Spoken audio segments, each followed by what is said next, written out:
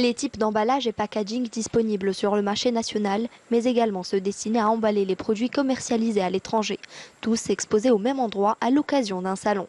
Objectif pour les 50 entreprises participantes, faire connaître les matières et technologies utilisées en matière de conditionnement, d'emballage et d'empaquetage, le renforcement de cette industrie, l'encouragement de l'investissement et l'augmentation de la valeur ajoutée et de la qualité des produits algériens destinés à l'exportation.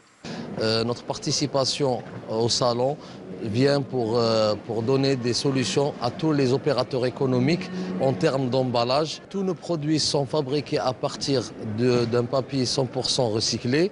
On a lancé une usine de récupération de déchets qui peut aller jusqu'à 80 000 tonnes par an. Nous avons aussi une branche qui travaille dans tout ce qui est emballage en polypropylène, donc dans l'artificiel. Nous travaillons aussi dans le naturel. On fait de l'emballage en jute. D'ailleurs, nous sommes les seuls qui font l'emballage en jute, dans le biodégradable. Elle a démarré comme une petite entreprise et aujourd'hui c'est un grand complexe.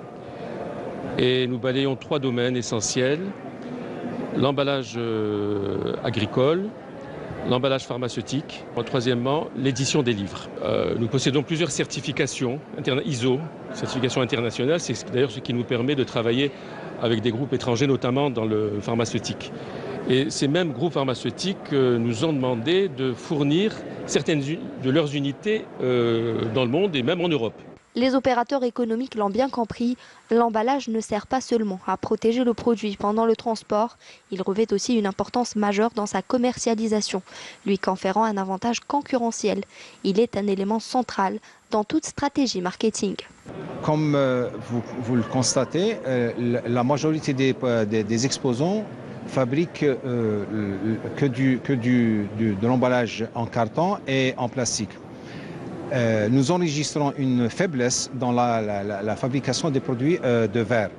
D'ailleurs, c'est le problème qui a été soulevé par les exportateurs de l'huile d'olive.